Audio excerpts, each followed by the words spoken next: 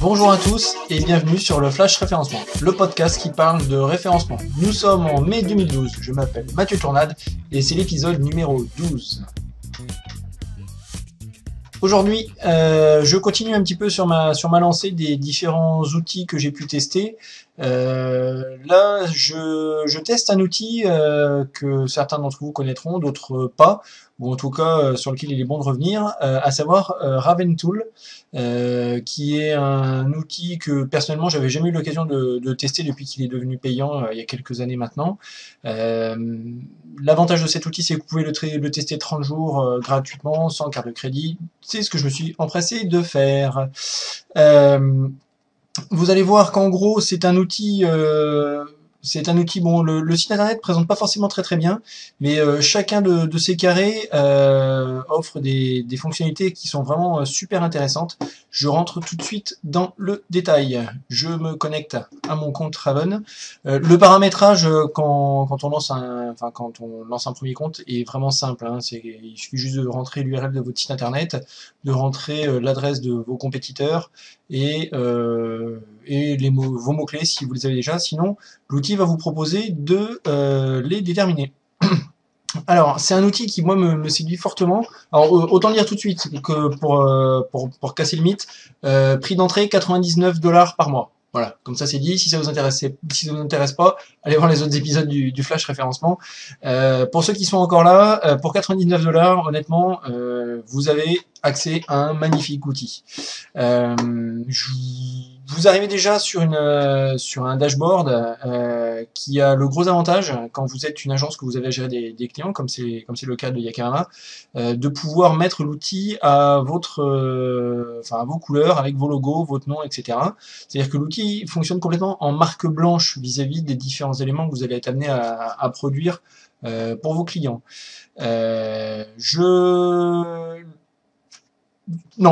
Autre chose avant de continuer. En gros, l'outil est en liaison directe avec les Google Webmaster Tools, Analytics, AdWords, tous les médias sociaux, tout ce qui est donné depuis Majestic SEO et un autre, il me semble. Voilà, c'est quelque chose qui va vous permettre de vraiment synthétiser toutes ces informations-là que vous pouvez avoir par ailleurs et de vous concentrer sur un seul outil. Plus besoin d'aller voir les différents sites que je viens de citer tous les jours pour suivre et pour vous faire, pour faire évoluer votre stratégie. Les mots-clés, vous allez voir, donc bon là j'ai rentré un exemple, j'ai rentré quelques mots-clés pour Yakamama. Alors je vais commencer tout de suite, je vous le fais brut. Écoutez, je vais vous le faire brut et puis je vais vous dire quelque chose que j'avais pas vu parce qu'en fait c'était pas le cas il y a pas longtemps. Les mots-clés, il me fait une analyse des différents mots-clés avec la valeur des différents mots-clés, l'intérêt des différents mots-clés. Et il y a pas si longtemps c'était basé sur les pourcentages US et non pas FR. Donc je vois que ça a changé. C'est bien, mais c'est pas forcément le cas tout de suite quand on vient de renseigner son compte. Donc ça c'est une bonne chose à savoir. Je vais vous parcourir rapidement les différents onglets qui me paraissent intéressants. Je vous laisse vous tester. Je vais m'attarder moi sur les points qui me paraissent vraiment notables. Vous allez pouvoir, alors un truc super intéressant qui moi à l'origine m'a fait venir sur Raven, c'est l'aspect auditor. Auditor, qu'est-ce que c'est? Ça va être la première chose que vous avez à faire quand vous avez un site existant, ça va être de déjà déterminer quelles sont les choses à modifier sur votre propre site. Alors il existe plein d'outils, il y a WooRank, il y a SEO Moz, il y a Advanced Web Ranking. Bon, il y en a un certain nombre qui vous font ces audits-là. Alors, on est bien d'accord, ce sont des audits automatiques, ce sont des audits entre guillemets qui ne dispensent pas de faire après des vérifications manuelles et complètes, qu'on soit clair là-dessus. C'est simplement un audit par contre qui peut vous donner une bonne idée de l'état d'un site d'un client sans même avoir commencé à le regarder.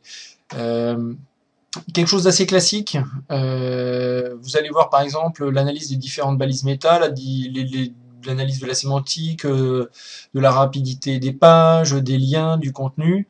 Moi, ce qui me plaît dans ce site auditor, alors ce qui me plaît moi dans ce site auditor, c'est qu'en fait vous allez pouvoir lui demander de crawler à fréquence régulière votre site, enfin ou en tout cas le site qui vous intéresse.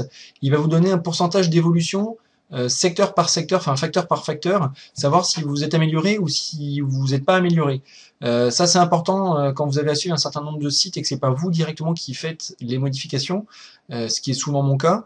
Ça va vous permettre de bien orienter les différentes équipes de développeurs et les différents webmasters qui travaillent sur les sites. De manière, attention, moi je vous ai fait des préconisations, elles n'ont pas encore été mises en place. Ça peut expliquer pourquoi le client ne gagne pas de position aussi rapidement qu'il l'a souhaité, par exemple. Ça peut être un des éléments.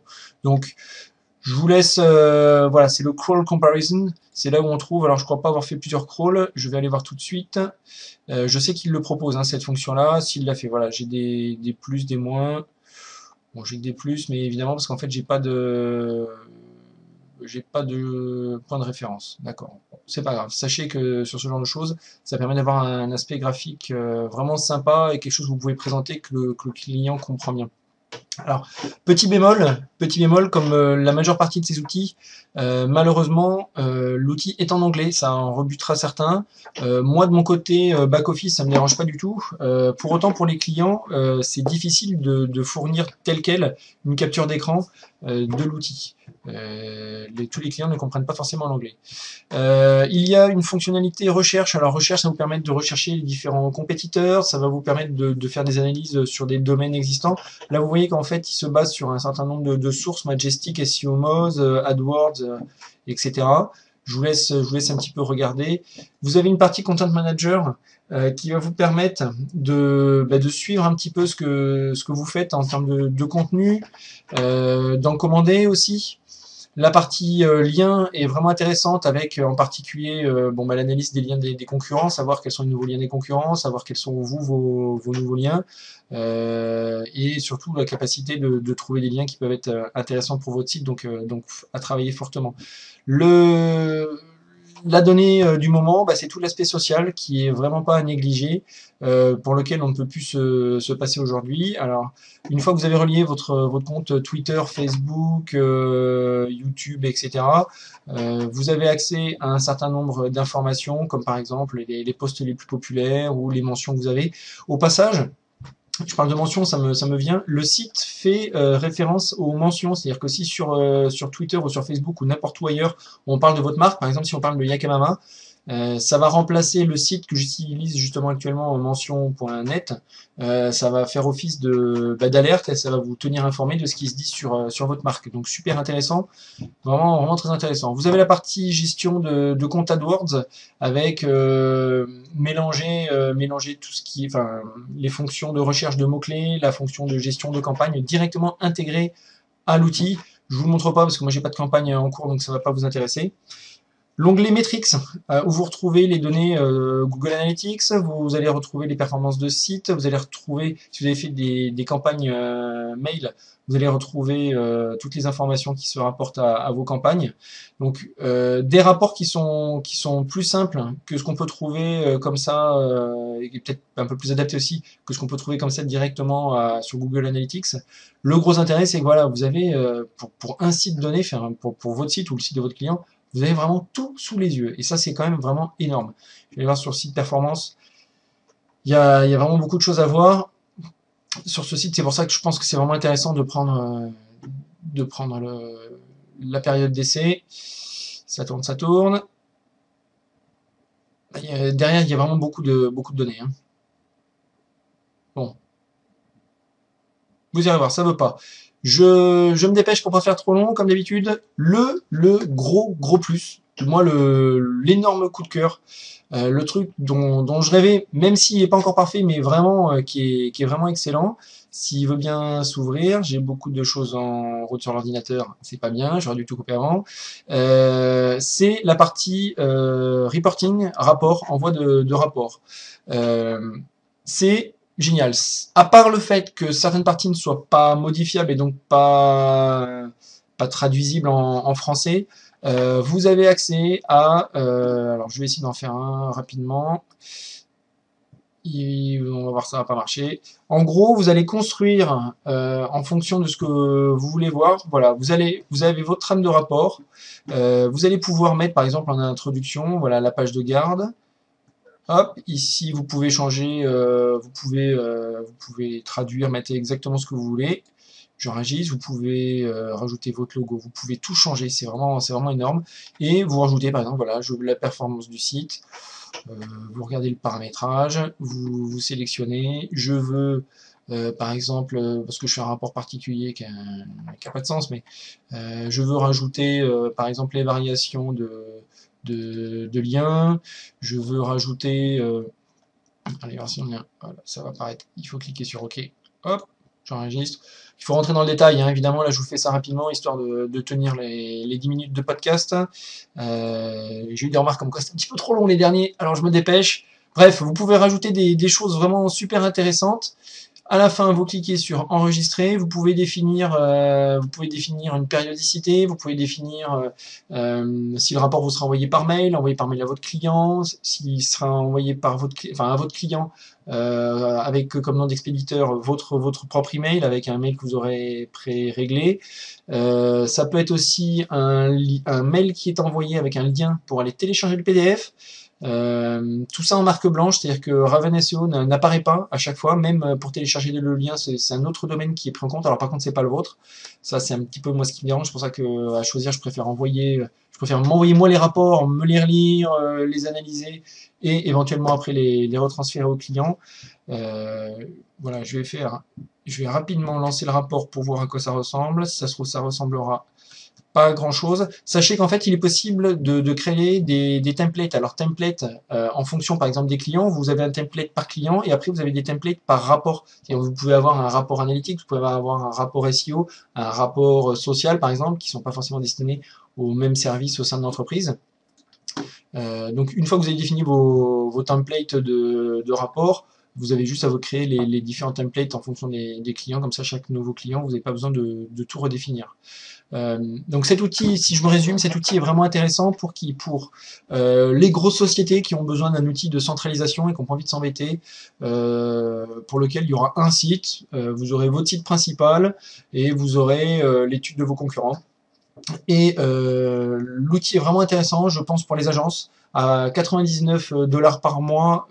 Donc si vous traduisez en français, ça doit bien faire aux alentours de 80-85 € par mois.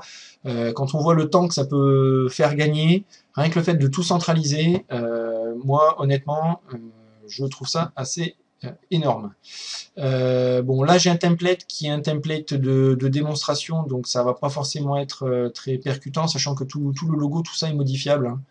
Les couleurs, vous pouvez tout changer, enfin il y a vraiment pas mal de choses. Bon, je l'ai fait un petit peu vite, forcément le rapport ressemble pas à grand chose, mais je vous invite vraiment à tester, et, ça vaut vraiment le coup. Voilà.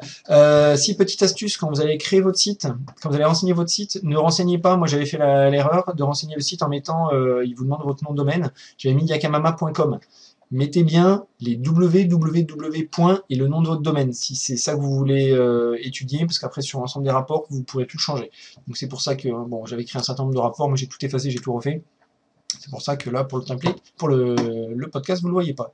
Voilà, vous trouverez en bas de la vidéo un petit lien pour tester l'outil.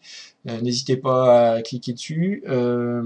Qu'est-ce que je vais dire d'autre? Mardi 28 mai, sur Bayonne, on organise avec l'association SEO Camp un apéro référencement. Voilà, en place entre ville de Bayonne. Donc toutes les personnes qui sont dans le coin, n'hésitez pas. Je vous mettrai aussi le lien pour vous inscrire. Et tenez-vous au courant, dès la rentrée, SEO Camp Day, avec des invités prestigieux de marques de renommée internationale du monde du référencement seront présents ici au Pays Basque. Rien que pour vous, un événement à ne pas louper. Je vous tiendrai au courant. Suivez Yakama, inscrivez-vous, allez sur iTunes, cliquez sur j'aime, faites tout ce que vous voulez. Je vous dis à très bientôt. Salut!